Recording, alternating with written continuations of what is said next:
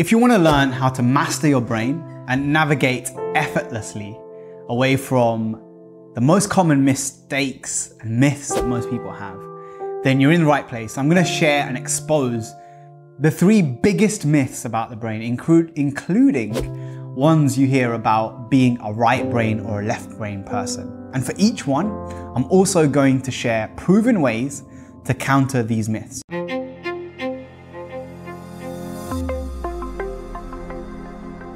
Before we start though, subscribe to my channel for weekly videos on self-improvement. Make sure you click on the bell or you won't get notified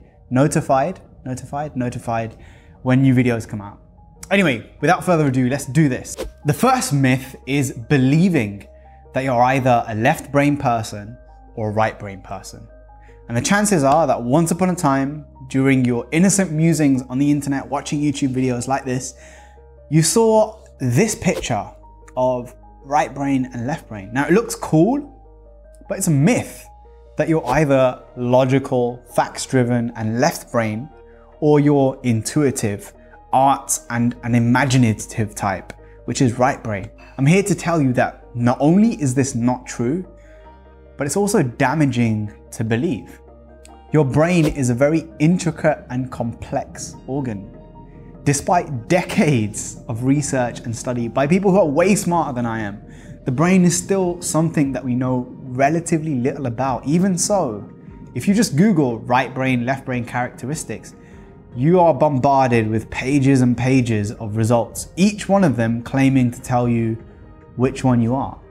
There was a team of neuroscientists at the University of Utah who spent 2 years testing this out, studying over 1,000 people's brains to see if it is actually true. And what they found, to keep it simple, was that both sides were more or less equal in their activity on average. And they actually said language tends to be on the left, attention more on the right, but people do not tend to have a stronger left or right-sided brain network. It seems to be determined more connection by connection. And that was Dr. Jeff Anderson, the lead author, who said this. So here's the lesson, and be careful when you're surfing the interwebs, people, because these self-proclaimed brain messiahs are not always doing their research. And yeah, these graphics look cool and they are cute to share, but they're not accurate and they're not helpful. You don't belong in a box of left brain or right brain, and embrace your complexity. You're not logical or creative. Guess what? You can be both. You can be both. So don't limit your thinking and your capabilities by believing in this myth. The truth is obvious and it's not really sexy. You get better at what you work at. Let's move over to myth number 2. Believing that you're automatically hardwired for happiness. Now, many people that I've coached over the years, in fact, most clients, they demonstrate this crippling flaw. We tend to think of our problems, our worries, as something that is unique to us. We mistakenly believe that we're unique this way, that this is only happening to you.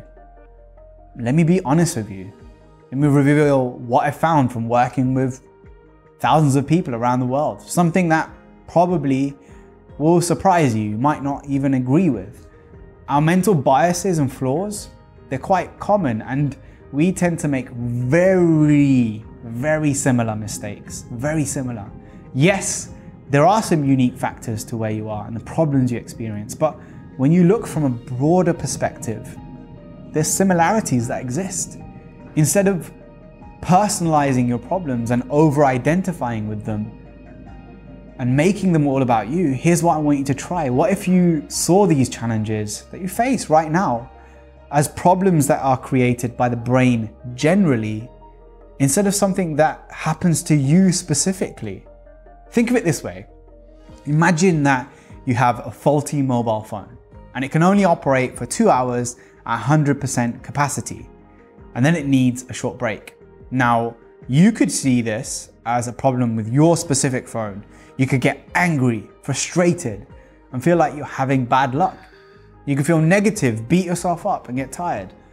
Or you could realize the truth, that what if this is a manufacturing fault, and one that you can't fix immediately by going to the really nice Apple store in your local town because it was built 2 million years ago for a different environment.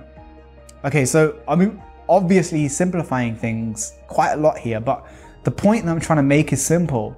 Your problems aren't always unique. We all suffer from them. There's other people going through it too.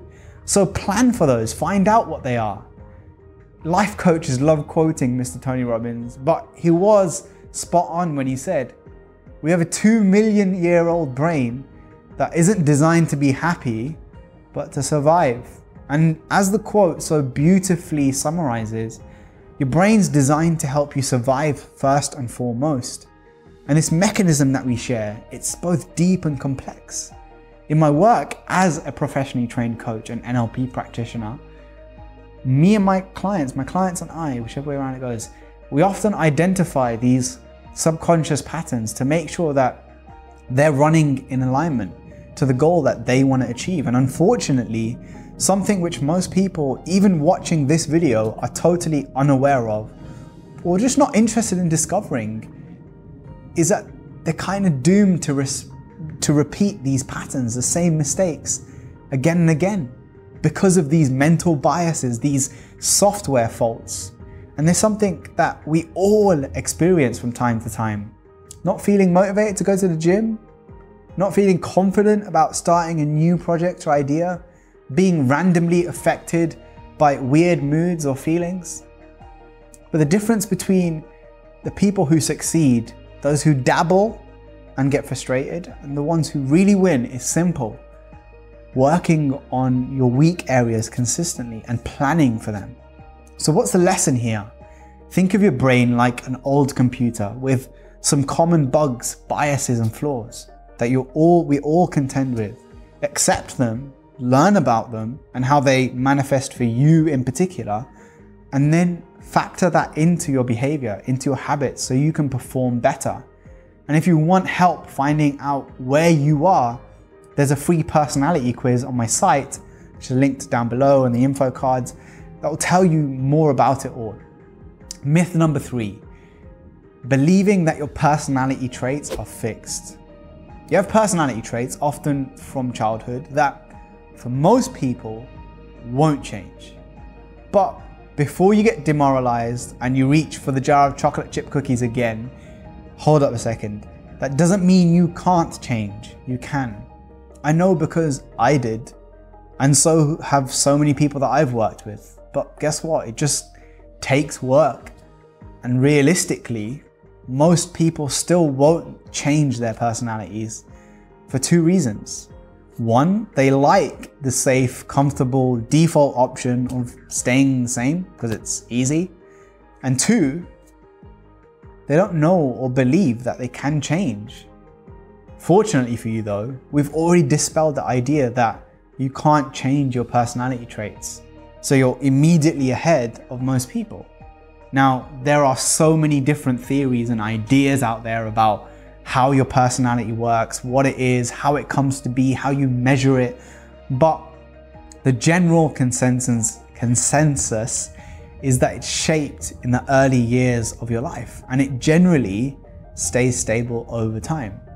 And the most widely accepted is something that's called the 5-factor model. And it states that you basically have 5 personality traits that define you: openness, conscientiousness, almost, extroversion, agreeable, and neuroticism. These traits, they shape and influence how you react to different experiences and events in your lifetime. And here's the thing: defining events, traumatic experiences, they can all trigger changes in who you are and how you are.